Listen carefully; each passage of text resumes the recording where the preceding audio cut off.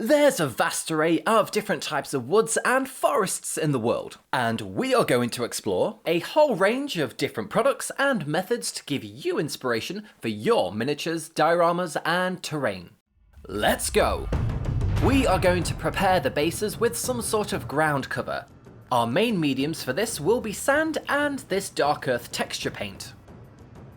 First off, a small slate rock which you can find in garden centres, or just outside somewhere, was glued on with some super glue. Equally, if you feel crafty and creative, which is part of what this channel is all about, you can use some milliput and a rock mould. Just use a small section like you can see here, pop it out straight away so that you can see the rocky texture on the surface, and glue it onto the base. However, this time we can use another bit of slate to press down the edges and prod in some extra indentations to our malleable putty before it sets, creating our rock-like formation. Sand was then glued on with some PVA, or polyvinyl acetate if you want to get all scientific about it. Pat off any excess sand and take any off the rim of the base with a finger. This will ensure a smooth, non-bobbly texture once we paint it at the end. Before the PVA glue and sand mix has a chance to dry, some watered down craft paint was applied onto the top surface. This is a nifty little trick to save a smidge of time, as you will only have to wait for the base to dry once rather than twice, one for the glue and then one for the paint. Using cheaper craft paints is a great way of saving money, and you can get a lot more volume of paint than the more expensive miniature paint. But if you don't have any, then any darkish brown will do here. For example, Werewolf Fur by Army Painter was used, but the slate was left unpainted, as it already looks like a rock. Going back to saving money, you can use tester paint pots from a local DIY store. Or if you are in the UK, then B&Q will actually match up a paint colour for you. So you could always take your miniature paint in with you and create a larger batch for your scenery needs. Our moulded rock was painted grey before a green wash was applied all over to give it that slightly mossy appeal to it. Some of the forest floor was also covered in this green wash. And to finish it off, a lighter grey was dry brushed and then some parts were highlighted to make the shape of the rock stand out that little bit more. If you have a large batch of these to get through and want to save some time, I would probably suggest to just dry brush both colours. Ain't no one got time to highlight 97 rocks. For the slate, we are going to moss it up real good. And for this, we have a pot of dirty down moss. This water-soluble green solution is pretty good at giving you that patchy mossy deposit on a surface. The nice thing is you can let it dry and add a second layer to make it darker in some places. You can use a clean damp brush to feather out the edges where necessary, and I thought that was pretty neat. I wanted the moss to have a slight texture to it, so a thin amount of PVA glue was applied in parts, and then some moss green pigment by Soilworks was added to our existing green areas. First by patting the brush to drop the pigment on, and then strategically applying it randomly with the bristles. Careful when you use these pigments and clean it up from your desk, otherwise you will slowly turn into the Hulk. For scenery products, keep your empty containers after you finish with them. This had some coarse turf in the past, but now holds some medium clump green foliage from Woodland Scenics. And this spongy material is what we shall use to scatter onto our base. I find that tacky PVA glue works better with this product, as it's slightly thicker than our cheaper craft glue, and it doesn't soak up into the sponge, allowing you to position the clumps where necessary as you work it onto the base.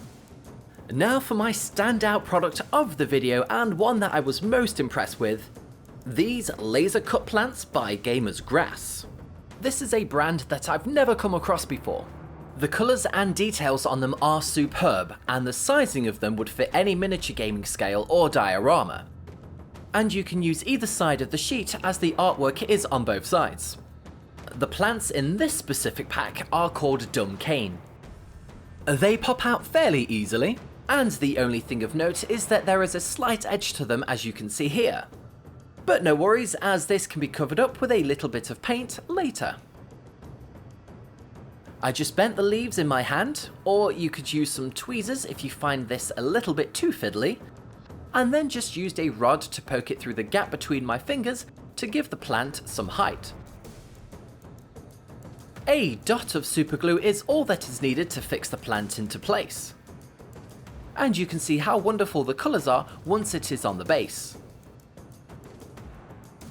The edges were tidied up with a little bit of green paint so the material that it's made out of would not be visible. Now you can add some extra leaves from the sheet to give it more volume, but I chose not to in this instance and paint it with a bit of brown in the centre. This means that I have more plants from the pack that I can create later on. And that's base number 1. We are going to add some textured ground cover to our next base, and that is by using free material which you can find outside. And that, my friends, are leaves. That's right, during the autumn, or fall, wherever you are in the world, when the weather has turned and you get a wonderful array of coloured leaves just sitting there waiting to be used. All you have to do is dry them out thoroughly and crush them up. This box contains leaves from just over 4 years ago at the time of recording this video, and I used an inexpensive coffee grinder to reduce them to the size needed for our miniature wargaming scale. This coloured blend of grinded leaves gives an instantaneous nice result for our ground cover on the base, and it really gives you that impression of being autumnal. I next used some fine spring leaves by Jarvis. This will represent freshly fallen leaves that still maintain their green colour. The base was sprayed with a mix of water, PVA glue and a splash of dish soap. The latter will help the mix spread into the base material. And once it sets, it will provide a sturdy finish to the materials used on the base. I just went one step further with this base and added some yellow to it. This bag contains a dried part of a plant that I saw whilst walking the dog, and thought, I could use this. But you could also purchase some similar looking flock with the appropriate colour instead. And this brings us to the end of our autumnal base, which would be pretty good for some Mirkwood elves, don't you think? Sometimes you just want a bit more speed and efficiency. Switching to the airbrush now and we can get our base colours down much quicker. But don't worry if you do not have one, you can just paint on the appropriate colours, which is what we will do later in the video. The idea here is to produce some patches of colour which will be slightly visible once the basing is complete, just to give some added interest and gradients of colour. To tie the colours in together and highlight the texture, a dry brush of necrotic flesh was used. Another freebie from nature that I like to use are dried out twigs. They come in various shapes, sizes and colours, so you have a lot of choice for your crafting needs. These twigs would be fallen branches or logs to our smaller gaming miniatures, and I find tacky PVA glue to be a useful adhesive for these. It will allow you to shimmy them around and you can position them into place, unlike superglue which will glue them into place much quicker. Now we can add our flora, and to start with, some light green foliage clusters from Woodland Scenics was added first. Still sticking with our tacky glue, some small clumps were torn apart and added into position. I like to keep these fairly close to the branch, as it feels like some sort of plant is growing from or underneath our fallen tree branch. Speaking of plant life, some dried moss was used for our next part. You can buy this from garden centres and craft shops, or collect a little bit from the outside world for free and dry it out. The moss I'm using here in this video is about 5 years old now and still has its lovely green colour. But you can also use the brown parts if you wanted to add some dried out looking flora on your base. It can be a bit fiddly to work with, so a toothpick or an old airbrush needle is perfect for the job to move it into position. And of course, what woodland would there be without some leaf coverage? Coming back to our dried out leaves from the previous base, a small scattering was applied all over, especially on the wooden sections to represent that it's been lying there for some time. Now let's get a little bit messy, shall we? For a different type of coverage, some AK Terrain Dark Earth is going to be used. From first glance, it's like Games Workshop's 𝘿𝙞𝙧𝙙 texture paint, but in a much larger pot. This delightful gloopy brown looking porridge was slapped onto a couple of bases here, using an old manky brush. Do not use your best brushes for this, it will destroy them dead. You can work this texture around to create specific bumps. And here a small oval frame was created as we will be making a puddle of water later on. Whilst working with this paste, I had an idea pop into my head, and thought what would it look like if there was extra texture added into the mix. So I did just that. Using the tiny rubbish bits from my twig box, the paste was mixed together in this yogurt pot. I had the yogurt the night before, and it was a delicious white chocolatey midweek treat. This new paste was added to the base and it looks disgusting, but the texture is there. Some extra branches and tree roots were poked into the mix whilst it was still wet, and the bases were allowed to dry. This was another brand new product to me. I've not come across paper plants before, and the image online made these look fairly detailed, so I ordered them. But my gosh, when I saw them in person, they were gigantic! I mean, look at them next to a miniature. It's like a Jurassic Park fern. Well, I've got them now and I may as well use them. To be fair, they look fairly detailed. After cutting it out, I was left with a nice looking starry shaped fern. I had to paint it however, as this green paper looked a bit tacky. So I mounted it onto the end of a paintbrush with some blue tack and it was off to the airbrush booth. The first thing that had to be done was to give it a nicer green base coat to work with. So some jungle green was applied first. I reckon the paper would be strong enough if you wanted to pat on the colours with a sponge whilst it's still on the frame, so I will try just that for another video. To give the plant a more vibrant look, but to also create some shade in the centre, a few Army Painter speed paints were used. More of this was added to the undersection as this would naturally be darker as it is facing away from the sunlight. And we will save this for later. The Dark Earth texture paint took about 2 hours to dry at room temperature, and they are solid as a rock. This footage shows you how to do the painted version of our airbrush coloured base earlier, so you can use your normal acrylic paints and follow along.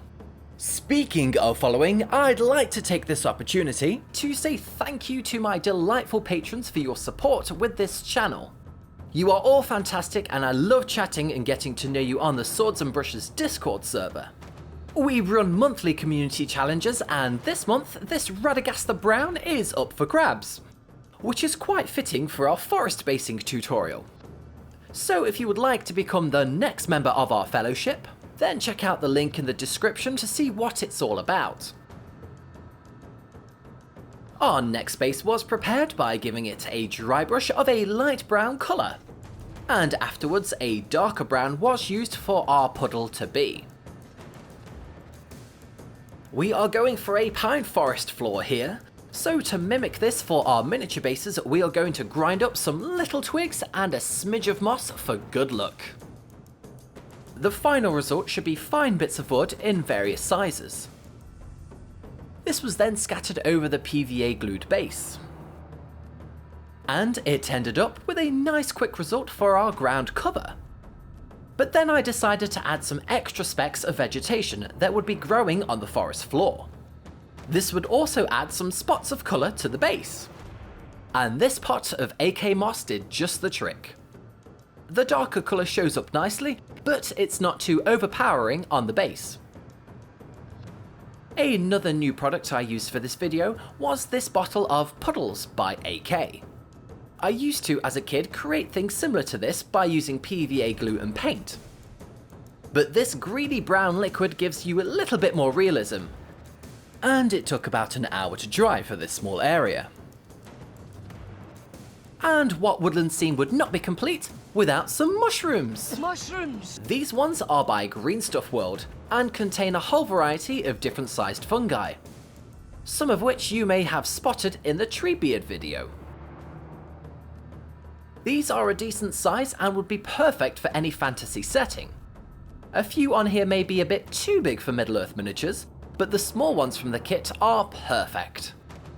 There are so many different ways that you can paint them, so for this video I just did a couple of the classics.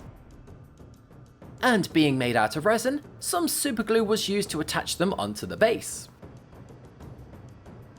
The comically oversized fern was then shaped by bending and contorting the leaves into a nice fern-like appearance. And this was also superglued onto the base. The nice thing is that you can continue to shape it after it's in position, which is something that I really like about this product. And it would bring a nice realistic looking element to bases and dioramas.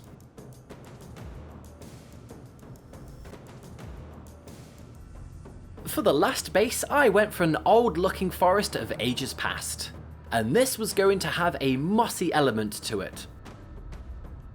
After dry brushing some lighter colours to pick out the texture from the base floor, the branch on the base was made to look like dead, decaying wood. So a much brighter yellowish lichen by 𝘿𝙬𝙧 was painted on. You need very little on your brush here as it paints on really well, and it's pretty vibrant. I sprinkled over some of the yellowish dried plant from earlier in the video for extra texture on this area, and I think it worked out quite nicely with the lichen colour. It certainly brings out the shape of the branch over the brown base colour. And now for our bed of green plant life. Back to the coffee grinder. The moss was absolutely dismantled into tiny pieces. This made for an excellent realistic mossy forest base covering. And of course a pop of colour was added with this lovely looking mushroom. Another nice money saving tip here is to go and get a cheap tacky looking plastic plant from a discount store. And if you cut them up you can produce enough miniature looking ferns to last you a lifetime. They are already green and I didn't want to paint them, but rather show you what they look like once glued into position. Yes, it takes a bit longer than buying those ready-made plants, such as the dumb cane earlier in the video, but it's all about being crafty and creative when it comes to this hobby. Hopefully you have found some good tips, methods and products to use for your forest bases, and you can find the links to those in the description below. You could also use these methods and techniques on your dioramas as well. So what woodland projects have you guys got in mind? Thanks for watching, and keep on hobbying!